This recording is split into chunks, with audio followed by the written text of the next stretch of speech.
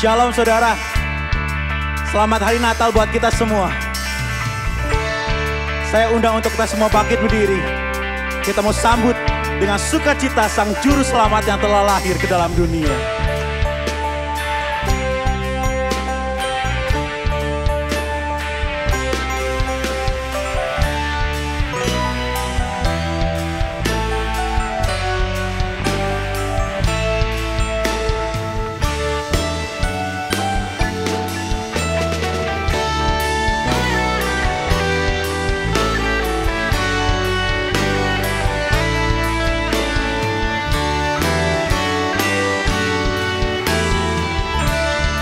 Biarlah kabar sukacita ini boleh didengarkan ke seluruh dunia, bahwa Yesus Sang Juru Selamat telah lahir.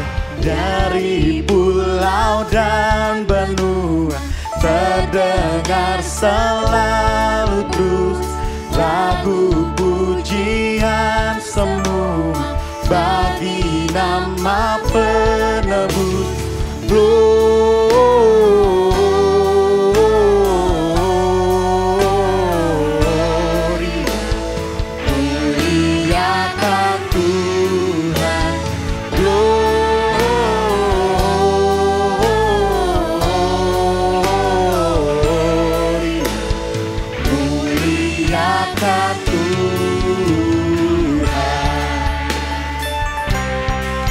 Haleluya, Dia Juru Selamat membawa sukacita buat kita semua.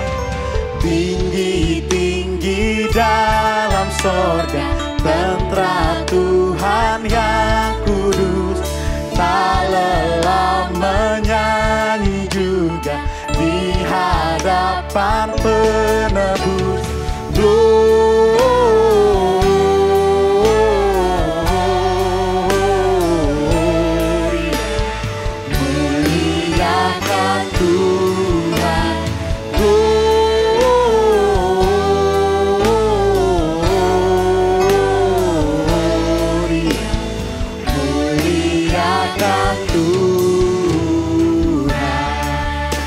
Bila seluruh surga, bumi memuji Dia, menyembah Dia. Haleluya. Laskar Tuhan yang perkasa, tinggikan panglimanya. Pujian sorga dan dunia, semua diterimanya.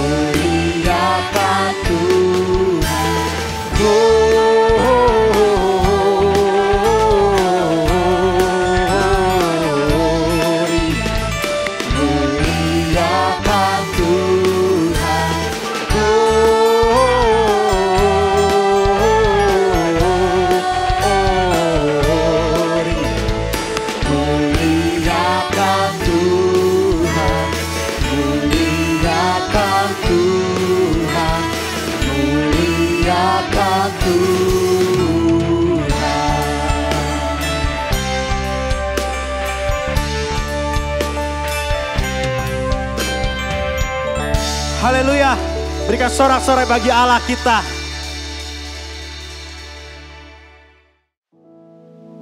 Haleluya saudara, Yesus Sang Juru Selamat telah lahir ke dalam dunia, membawa sukacita, membawa terang untuk kita semua. Haleluya.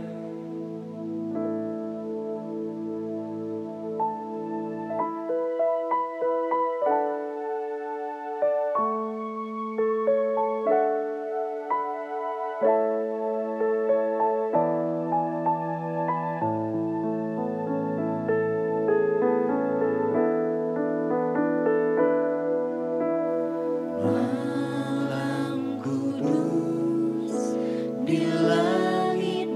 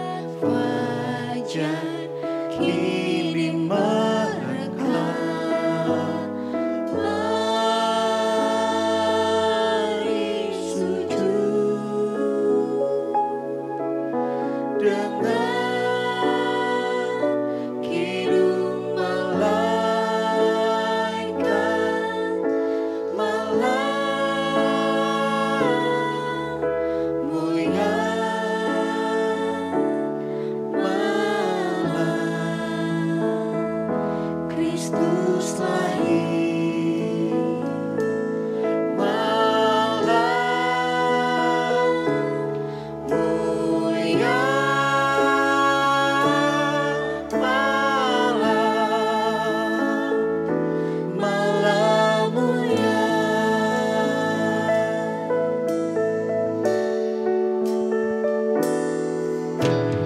Malam kudus di langit bertaburan, bintang kemilau terang cemerlang. Malam kudus datangnya kebenaran, janji ilahi sekarang genap, dan kini dunia dalam kegelapan menyambut Dia juru selamatnya. Mari sembah dengan hidung malaikat, malam kudus, malam yang cemerlang, malam kudus, malam Yesus lahir. Mari sembah dengan hidung malaikat, malam kudus, malam yang cemerlang, malam kudus, malam Yesus lahir, malam kudus, malam Yesus lahir, malam kudus,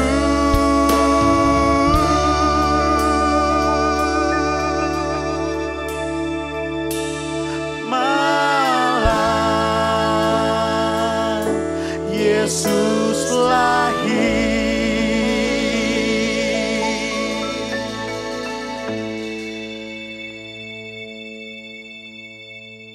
Selamat bertemu kembali Bapak Ibu Saudara sekalian di dalam Tuhan Yesus.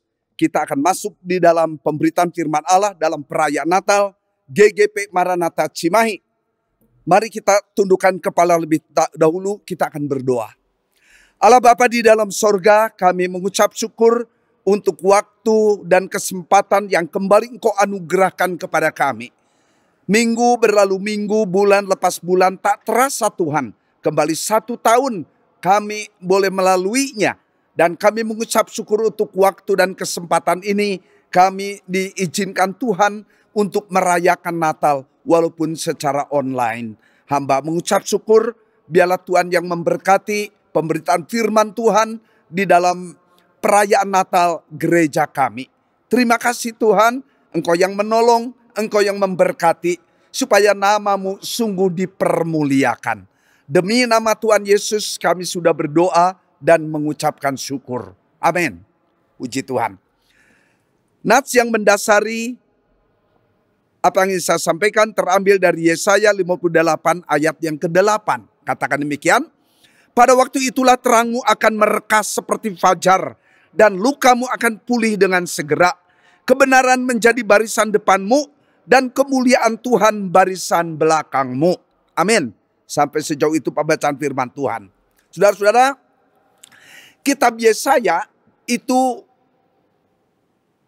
diumpamakan seperti Alkitab mini, atau disebut juga Alkitab mini. Mengapa? Karena isinya kitab Yesaya 66 pasal. Alkitab berisi 66 kitab.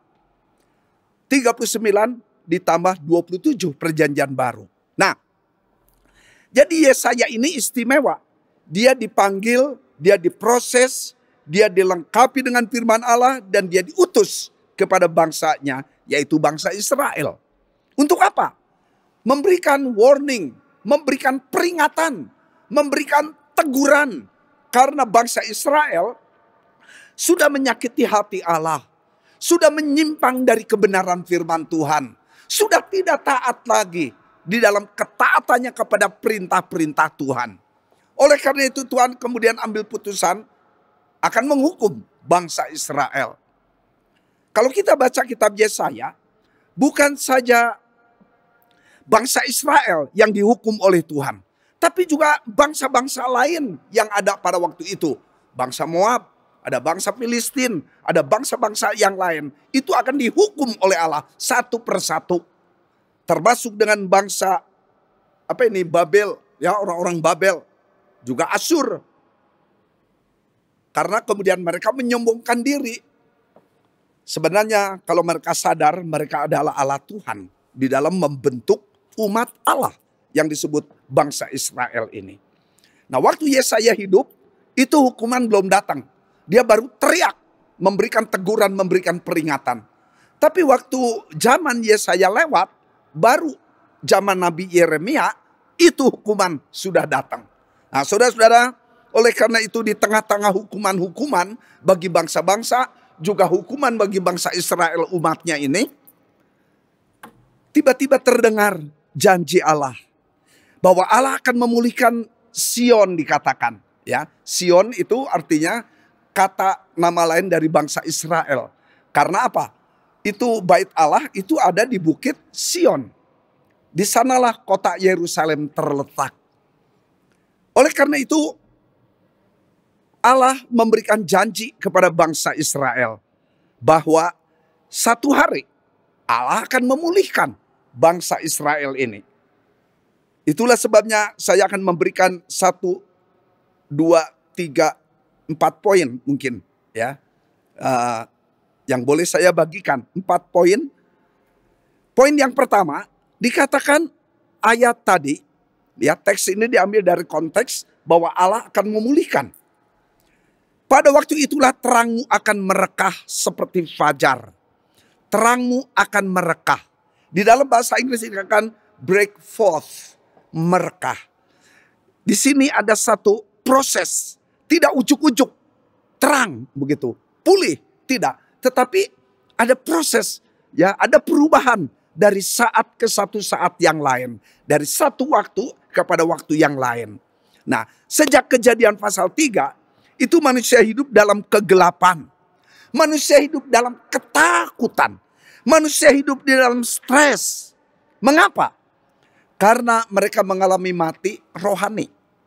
Kejadian 2 ayat 16 dan 17. Pada waktu engkau makan buah ini kamu akan mati. Dan itu akibatnya, maka relasi Allah dengan manusia putus. Biasanya pada waktu pagi dikatakan waktu udara masih segar, Adam, Hawa mendengar ada langkah-langkah kaki di Taman Eden itu. Allah sedang berjalan rupanya, ya. Tetapi sejak mereka berontak dari ketaatannya kepada Allah, tidak ada lagi mereka bisa mendengar suara itu. Karena manusia berdosa sekarang di bawah kuasa dosa. Dan tidak ada way out. Tetapi kita mengucap syukur bahwa janji Allah di dalam perjanjian lama itu banyak nubuatan-nubuatan mesianis. Artinya Tuhan memberikan pengharapan. Tuhan memberikan janji. Sejak kitab Kejadian pasal 3 ayat 15. terus sampai kepada nubuatan mesianis dalam tiap kitab dalam perjanjian lama, sampai kepada Maleakhi, sampai kepada Injil Matius. Maka dari kitab Injil Maleakhi sampai Matius itu ada 4 abad, 400 tahun. Allah tidak berfirman, Allah tidak memberikan inspirasi, Allah tidak memberikan wahyu kepada nabi-nabi, dan ia tidak panggil nabi. Jadi ada kekosongan waktu 4 abad. Karena apa? Allah mempersiapkan bahwa satu hari Yesus harus datang ke dalam dunia ini. Nah, saudara-saudara kasih Tuhan Yesus, kita melihat sekarang realita di sekitar kita ini. Kasus pandemi COVID-19 di dunia ini telah merontokkan sendi-sendi kehidupan.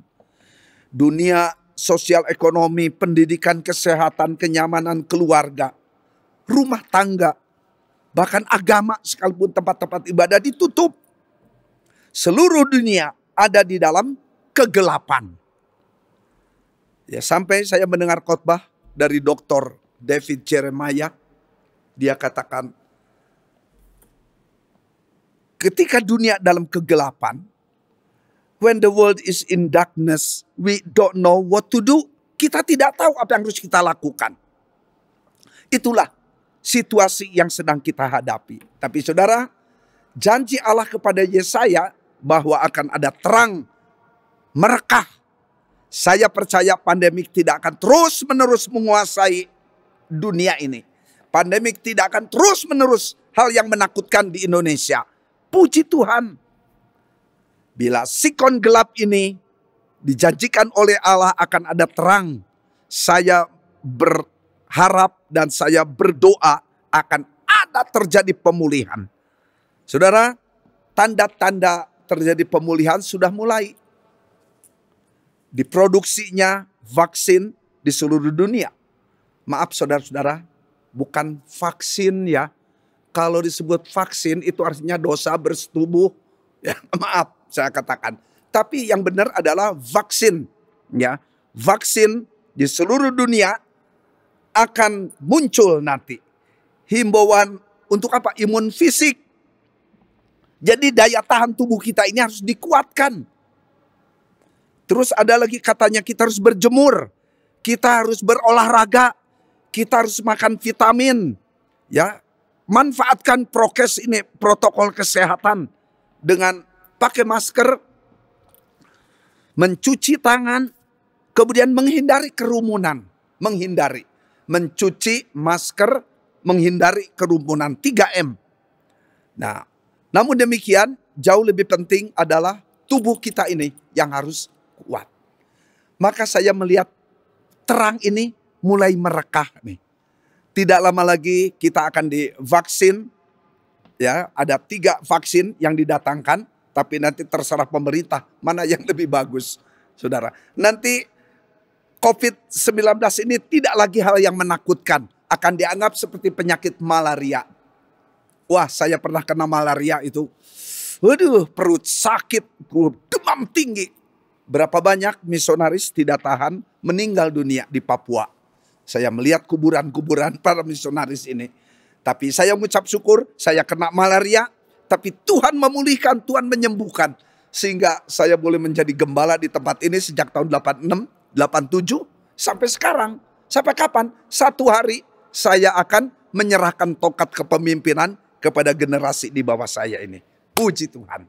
Nah, itu poin yang pertama. Terang akan merekah. Yang kedua, dikatakan ayat Yesaya 58 ayat 8, luka akan dipulihkan. Thine health. Di dalam bahasa Inggris, Alkitab bahasa Inggris, itu tidak disebut luka. Melainkan kesehatanmu. Ya, thine health. Janji Allah masih tetap relevan. Maka kita khususnya umat Allah dalam Kristus diingatkan terhadap kasih yang diekspresikan dalam hidup kita ini. Ya, luka akan dipulihkan. Jadi kegelapan, hukuman Allah yang didatangkan karena ketidaktaatan, bangsa Israel itu menderita di bawah penjajahan. Tapi janji Allah bahwa Allah akan memulihkan mereka. Oleh karena itu kita melihat aplikasi luka akan dipulihkan. Apa ini? Luka batin. Dalam pandemik ini banyak istri, suami, orang tua, anak mengalami luka batin satu kepada yang lain. Ya, orang-orang yang di luar Tuhan itu sampai saya waktu membaca berita beberapa bulan lalu ada kurang lebih 2.000 yang mengajukan cerai. Sampai kemudian KUA-nya tutup, tidak menerima lagi usulan untuk bercerai. Karena udah bingung mereka juga. Tetapi kalau kita melihat kepada janji Allah di dalam perayaan Natal GGP Maranatha Cimahi, luka akan dipulihkan. Puji Tuhan, ini janji Tuhan. Artinya bagi umat manusia ada pengampunan dari Allah. Masih berlaku, masih tetap relevan. Lukas 24 ayat 47, berita tentang pengampunan dosa harus dikabarkan kepada segala makhluk. Luka akan dipulihkan.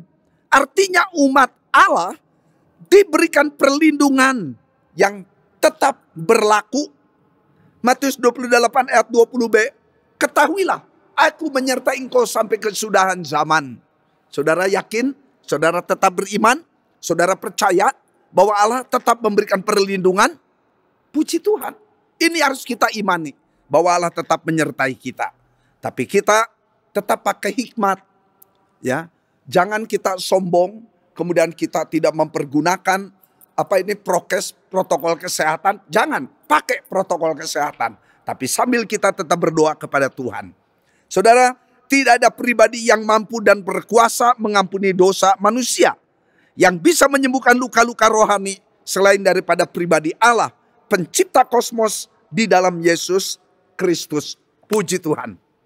Dalam Mazmur 38 ayat 3 dikatakan, tidak ada yang sehat pada dagingku, ini pengakuan Daud. Oleh karena amarahmu, tidak ada yang selamat pada tulang-tulangku oleh karena dosaku. Sebab kesalahanku telah menimpa kepalaku. Semuanya seperti beban berat yang menjadi terlalu berat bagiku. Luka-lukaku berbau busuk, bernanah oleh karena kebodohanku. Nah, saudara coba ini, pengakuan Daud. Ia merasa diri berdosa di hadapan Tuhan. Ia merasa bersalah, ia melanggar kebenaran firman Tuhan. Ada akibat. Tetapi Allah itu Maha Pengampun bagi saudara dan bagi saya. Sejauh mana kita mau datang kepada Dia, Allah boleh mengampuni. Allah menyembuhkan segala luka batin kita ini. Ini yang disebut inner healing, penyembuhan batin. Hanya di dalam Yesus Kristus. Saudara, ada satu peristiwa saya saya ikut di YouTube. Nanti saudara pulang ke rumah coba cari.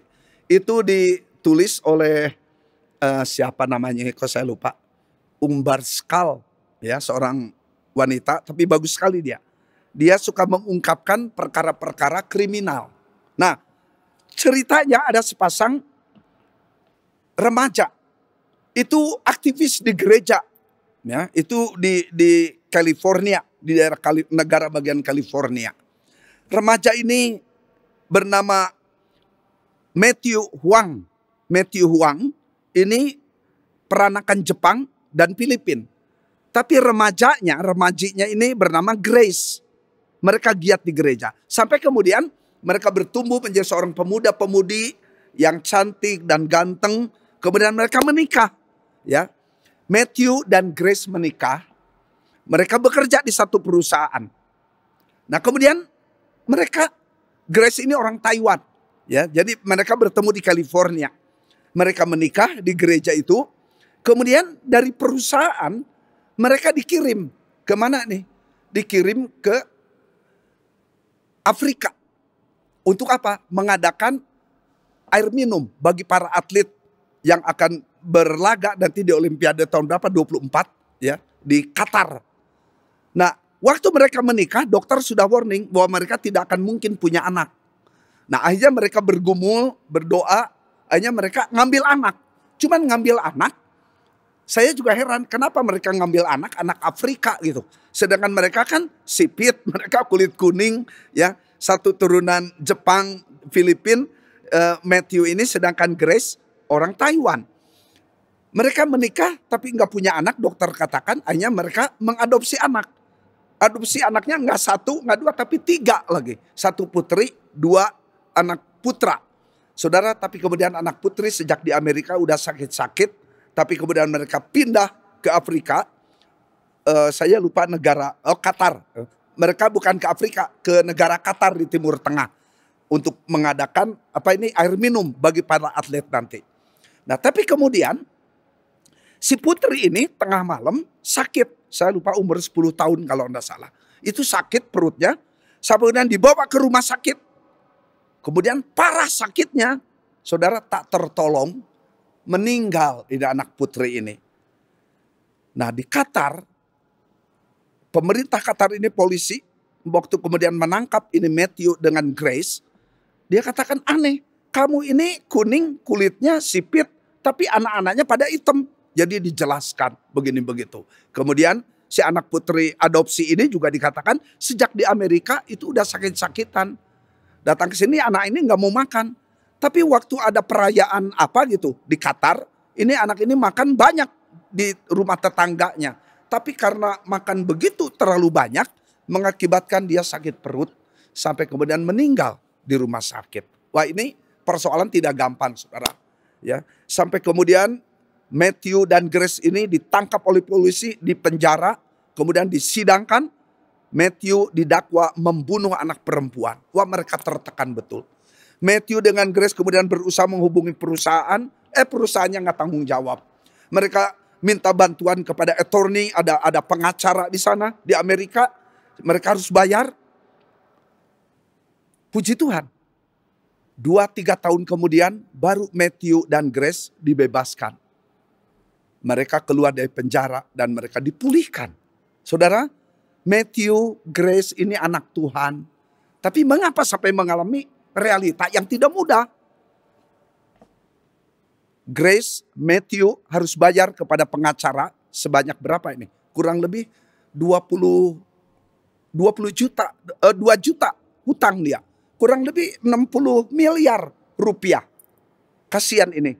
Grace, nama Matthew hanya keluar dari perusahaan itu. Mereka berhutang. Tapi yang penting dia pulih kembali ke Amerika. Dia harus bayar. Ya. Oleh karena itu kita mengucap syukur bahwa Tuhan ikut campur tangan dalam hal itu. Memberikan pemulihan. Saudara, yang ketiga, kebenaran Allah. Janji Allah sudah teruji sejak ribuan tahun lalu dalam PLPB. Tapi janji Allah kepada kita juga masih tetap relevan. Ada banyak ahli pandemi COVID itu pusing. Kapan ini COVID akan berakhir? Tidak ada seorang pun yang tahu. Tidak ada pemerintah negara manapun yang tahu kapan ini akan berakhir. Tidak bisa memprediksi. Dan prediksi mereka bisa salah. Kita dengar bahwa vaksin itu akan dibagikan, disosialisasikan bulan November. Akhirnya nggak jadi, mundur bulan Desember. Bulan Desember, minggu pertama nggak jadi, mundur lagi minggu kedua. Minggu kedua, mundur lagi minggu ketiga. Wah, tepararugu akhirnya ini. Tetapi mari kita belajar pegang teguh kebenaran Allah tetap relevan, tetap berlaku bagi orang percaya segala abad, segala zaman. Apabila Tuhan masih izinkan kita dalam situasi yang tidak mudah, tapi kebenaran Allah itu menjadi penghiburan bagi kita sekalian. Kebenaran Allah mutlak bin absolut, tidak bisa ditawar. Tapi kebenaran manusia harus diuji dari waktu ke waktu. Harus dibuktikan kebenarannya. Tapi kalau kebenaran Allah tidak usah diuji karena sudah teruji sejak ribuan tahun yang lalu. Puji Tuhan, pegang teguh kebenaran Allah. Saudara, yang keempat yang terakhir, kemuliaan Tuhan. Bangsa Israel hidup dari hadirat Allah, mereka hidup menyakiti hati Allah, tidak taat, melanggar, membawa karep dewe, membawa kahayang sorangan. Itulah sebabnya mereka mengalami sakit, hidup rohani yang luka, bernanah, bau, infeksi. Akhirnya penderitaan yang mereka dapatkan, mereka makin parah. Kalau penyakit makin parah, akhirnya kan meninggal dunia. Saudara, menjadi doa harapan kita semua bahwa pandemi COVID-19 itu akan menjadi penyakit biasa. Ya, seperti saya katakan tadi, malaria atau flu atau menjadi kayak demam berdarah atau penyakit-penyakit lain yang tidak ditakuti. Puji Tuhan, pemerintah sudah menemukan 6 vaksin sekarang. Ya, saya tidak usah sebutkan di sini. yang diproduksi oleh Bio Farma, oleh AstraZeneca dari Amerika, dari Tiongkok, juga Pfizer dari Perancis. Puji Tuhan, kita mengucap syukur bahwa Tuhan izinkan pabrik-pabrik ini memproduksi yang boleh menolong kita umat manusia. Saudara, kesimpulan dari firman Tuhan, recovery for nation, ada pemulihan bagi bangsa, ada pemulihan bagi bangsa-bangsa. Recovery artinya pemulihan, kesembuhan, perolehan kembali, penemuan kembali, sembuhnya, ganti rugi, pembaruan atau reparasi. Recovery boleh terjadi bagi bangsa kita Indonesia. Recovery boleh terjadi untuk gereja-gereja yang ada di Indonesia maupun di luar negeri. Mari kita doakan tetap, mari kita berharap bahwa Allah ikut campur tangan dalam segala perkara yang mendatangkan kebaikan. Rumah tangga boleh dipulihkan. Saya percaya sekali waktu kehidupan kembali boleh terjadi normal. Tapi peristiwa pandemi COVID-19 dia akan menjadi kenangan, tetapi kenangan yang tidak baik memang. Ya, kenangan yang buruk. Berapa banyak yang sudah tewas. Ya, berita terakhir saya mendengar, saya juga melihat di televisi, sudah 77 juta lebih yang kena terpapar. Tetapi memang udah 500 juta lebih yang sembuh dari COVID. Puji Tuhan. Saya percaya Tuhan ikut campur tangan dalam hal ini. Oleh karena itu, pemulihan boleh terjadi baik untuk bangsa kita Indonesia, baik untuk bangsa-bangsa di dunia ini. Puji Tuhan. Kebenaran firman Allah memberikan kekuatan bagi kita bahwa Allah sedang memulihkan. Allah boleh menyembuhkan tiap orang yang dalam keadaan sakit. Saya mengucap syukur kepada Tuhan. Selamat Hari Natal 2020. Selamat menyambut tahun baru 2021 yang akan datang. Allah Tritunggal memberkati Bapak Ibu Saudara sekalian. Maju terus dalam iman kepada Tuhan Yesus karena Dia tidak pernah berubah. Ibrani 13 ayat 8. Amin. Mari kita tundukkan kepala, kita berdoa. Allah Bapa di dalam sorga, kami mengucap syukur di tengah-tengah suasana yang memprihatinkan. Engkau masih memberikan waktu kesempatan untuk kami boleh merayakan Natal bersama-sama. Terima kasih Tuhan untuk kebenaran firman Allah. Bahwa kebenaran firman Allah memberikan penghiburan, memberikan kekuatan, memberikan pengharapan. Bahwa hidup di dalam Tuhan Yesus ada saatnya kami harus masuk dalam lembah kekelaman. Tapi Engkau tidak biarkan kami terus hidup dalam kekelaman. Satu hari Engkau boleh memberikan kepada kami lembah yang penuh dengan sukacita.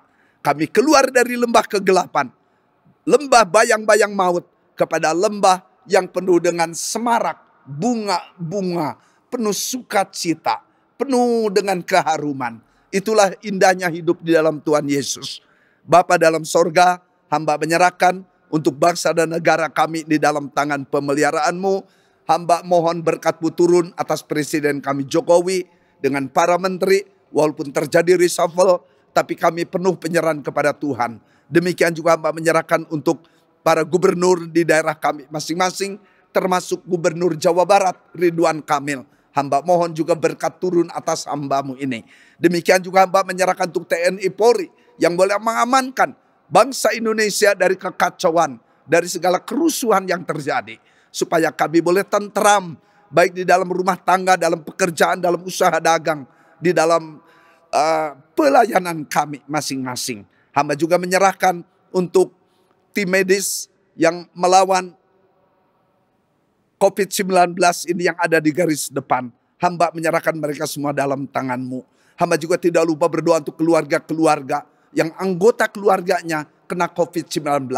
Biarlah mereka boleh lockdown, mereka boleh isolir di rumah mereka masing-masing. Supaya betul-betul mereka boleh menjaga diri. Demikian juga untuk kami yang katakan masih sehat, masih kuat. Kami memfungsikan protokol kesehatan secara tertib, secara disiplin, secara ketat. Bapa dalam sorga, terima kasih.